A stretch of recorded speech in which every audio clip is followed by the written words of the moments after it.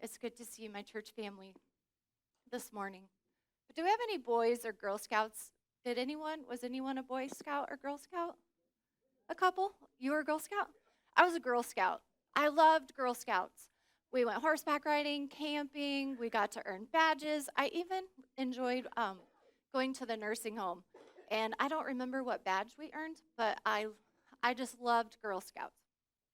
And thanks to Facebook a few years ago, I was able to reconnect with some of the girls that were in my Girl Scout troop back in the 80s. And they actually all live in Texas still. But thanks to Facebook, I was able to reconnect with some of them. My best friend in 4th grade, she lived down the street from me. And like me, she didn't have brothers. Or she only had brothers. She had no sisters. And we were in the same class, and we were also in the same Girl Scout troop. And we walked to school together every day. I'm going to pull that away just a little bit. We walked to school together every day. It was a sunny afternoon in Spring, Texas. We got our report cards. And if I remember right, I didn't pull them out. My mom did give them back to me a long time ago, but mine said something that I talked too much and that I was too social. But my grades were always good, so I knew my parents would be proud of me. So I wasn't worried about giving my report card to my parents. My friend, on the other hand, was terrified. She didn't want to give her report card to her parents. She didn't even want to go home that day. And this was in the 80s, and so like most of us, our parents weren't home when we got out of school. So this friend and I came up with a plan. We lived on a dead-end road, and there were woods there. And so, being the Girl Scouts that we were, we decided that we were going to go hide in the woods until my parents got home. And then we would go to my parents and convince them that my friend should just come live with me. It seemed unrealistic now and very juvenile, but at the time, it felt like we made the best decision. And so we had been camping together many times. We weren't afraid of the woods. And we were Girl Scouts, the whole motto of always be prepared. So my house was only 2 houses from the dead-end street. We stopped at my house, loaded our school bags with snacks, and off we went. And we were as confident as 2 4th-grade girls could be. We started walking on the path. Pretty soon the path ended. We looked to the right, it looked exactly the same. We went to the left, it was exactly the same. We were lost. The sun was fading. We were lost. Have you ever been lost? Fearing something bad was about to happen? But nowhere to go? Not sure what to do? You go right, then you go left, but it all feels hopeless and helpless, and it looks the same. During the summer, we focused on heroes of faith. We talked about Abraham and Sarah and Noah and Moses. You know, I think they should be called heroes of waiting. I'm not a patient person, not naturally. I, like most of us, want what I want, and I want it now. I can order my Starbucks, and by the time I get there, it's on the counter waiting for me with my name on it exactly the way I ordered it. We don't have to wait much. So when the delays come, what do? Do we want what we want, and we want it now? I think of Moses, and I think he knows all about the doubts, the delays, and the detours. I see Moses at the burning bush. I see him pleading with Pharaoh, parting the Red Sea. But I also see Moses on the hilltop, looking down at the promised land that he's never able to actually enter. So, what do we learn from Moses? I want to share with you what I learned as I studied this. Moses struggled with doubt. We find in Exodus chapter 3 that God comes to Moses in a burning bush. In verse 10, God tells Moses, I am sending you to Pharaoh to bring my people, the Israelites, out of Egypt. Moses' response, who am I that I should go to Pharaoh? This is Moses' first rebuttal, but not his last. In fact, he questions God 4 more times. To summarize those, he says, who do I say who sent me? What if they don't believe me? I'm slow of speech and tongue. But my favorite, in verse 13, pardon your servant, Lord. Please send someone else. I can relate to Moses. He is full of doubt, fears, questions. God gave him detailed instructions what to do.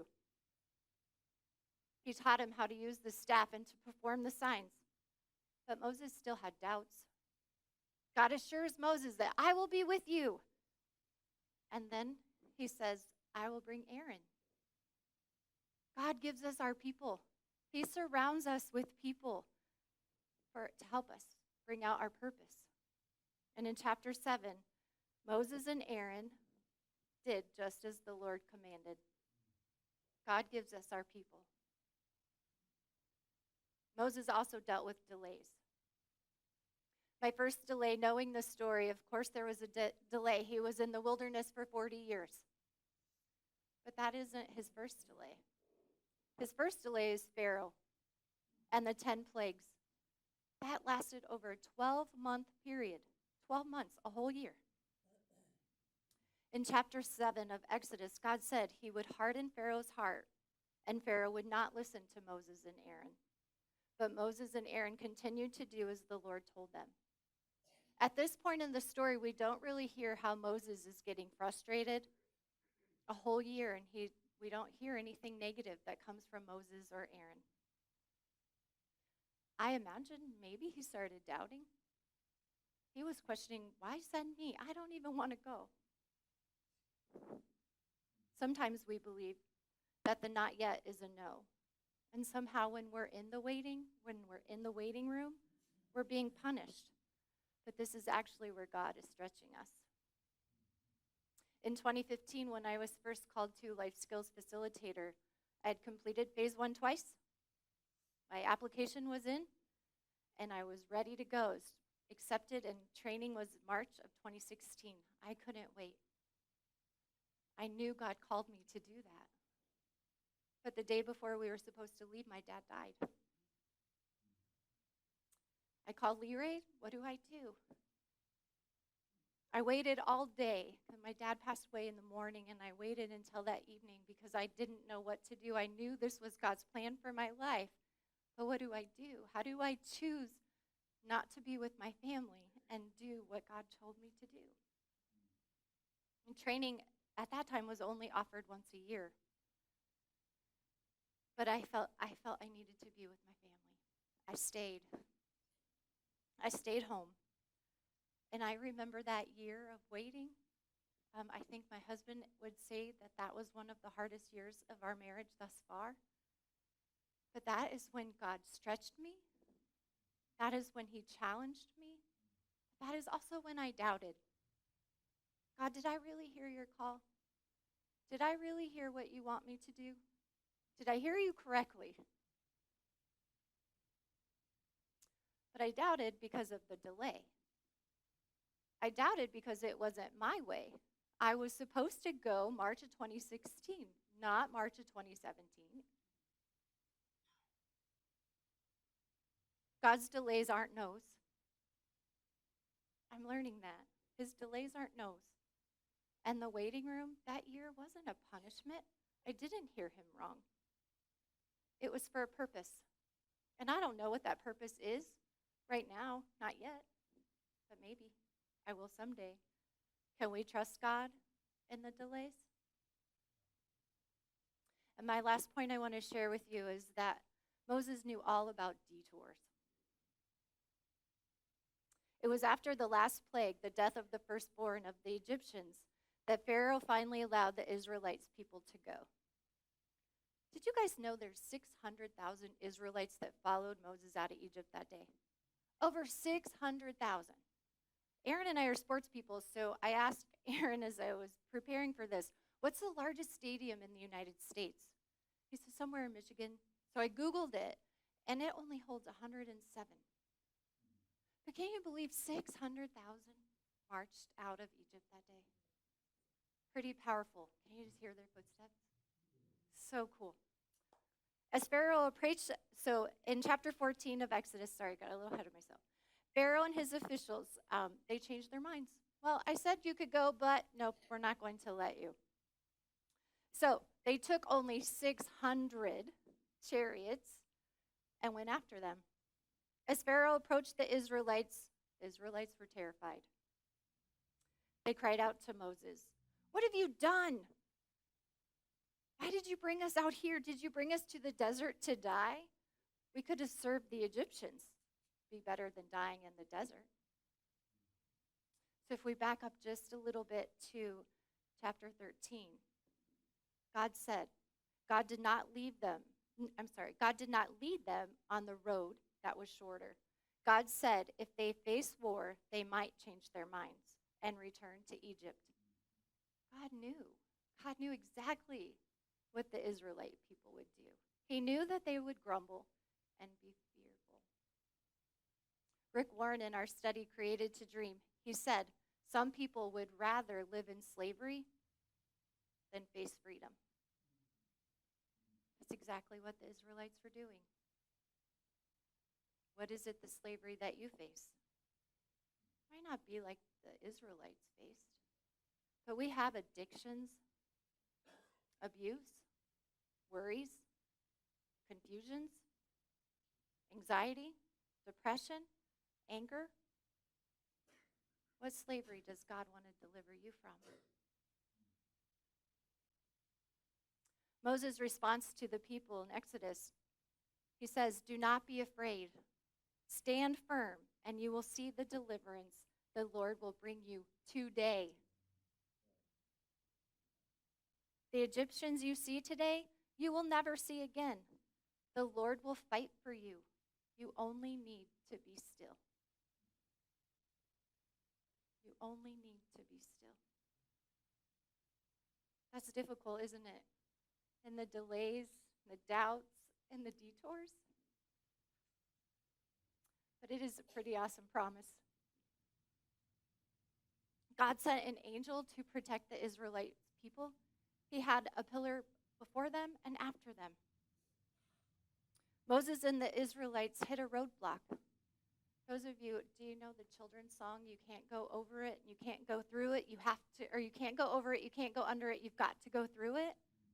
That's exactly what happened with the Red Sea. So Moses stretched out his hand over the sea, and that night the Lord drove back the sea. The waters were divided, and the Israelites went through on dry ground, with a wall of water on the right and a wall of water on the left.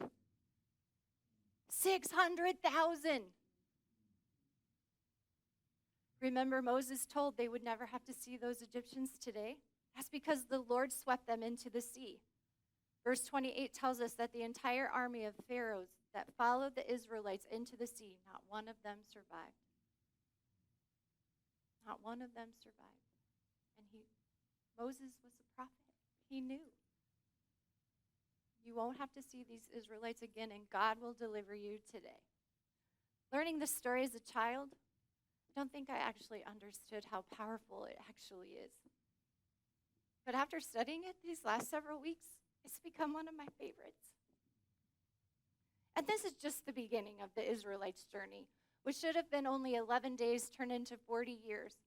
God promised the Israelites a promised land.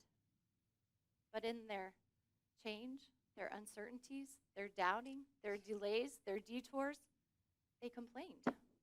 And they complained a lot. God kept providing. When they were thirsty, he provided water. And when they were hungry, he provided manna.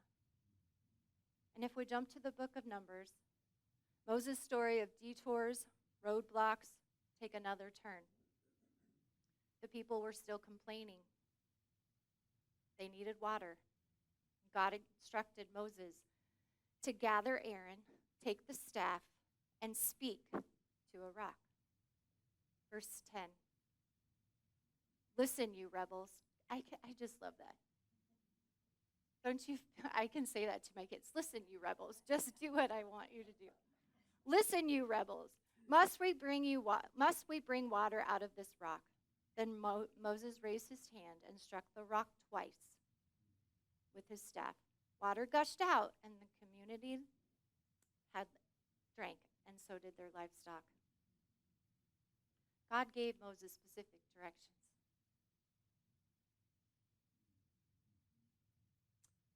Moses struck the rock twice. And in Moses' humanness, I think he was getting older. His patience were thinning. And I think these Israelite people, he had finally reached his max. Right? We can understand that. But because of his disobedience and his lack of trust in God, the Lord told him, "You will not lead these people to the promised land." Moses didn't get to go.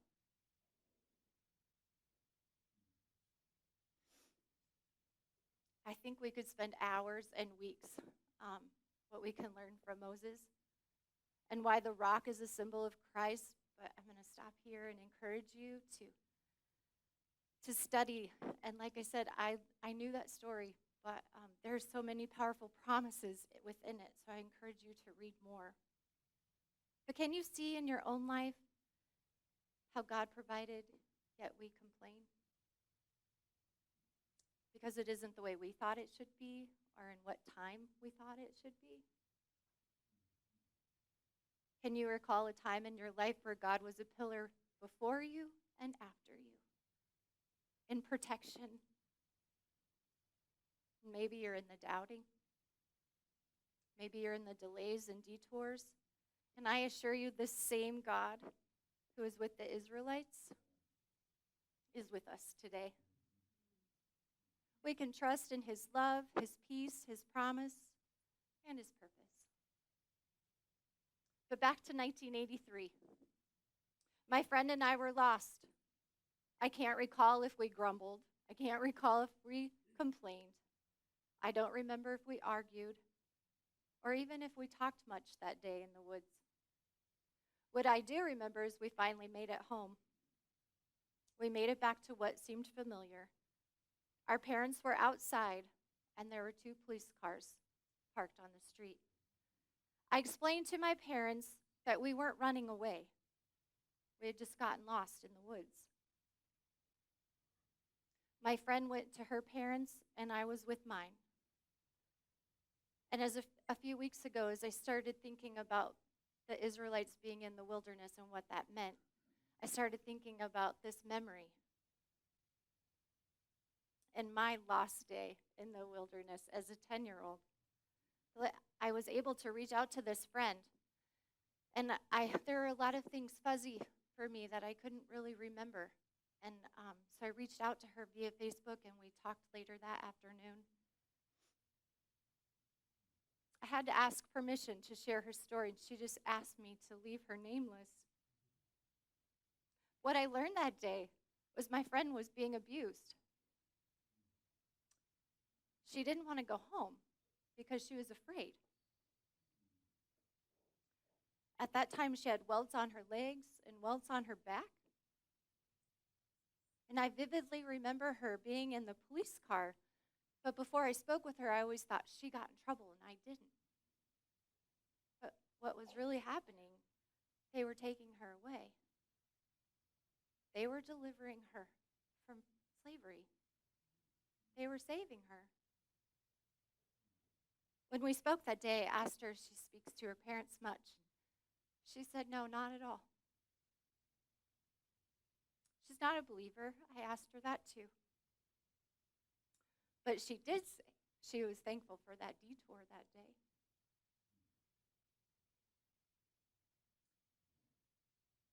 If it wouldn't have been for that day, she may have never been delivered from slavery.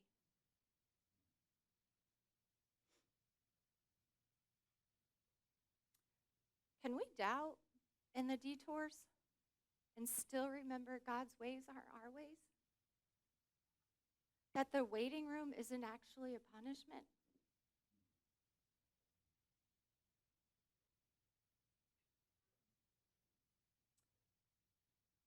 As the worship band comes, I want to close with this thought. God's plan is perfect. It might not be the way I see it, the way I imagine it,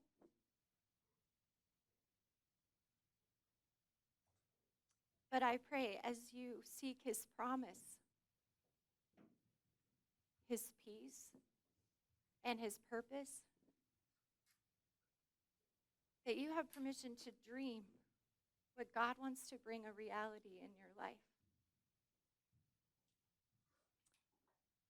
And I pray that you let him do just that.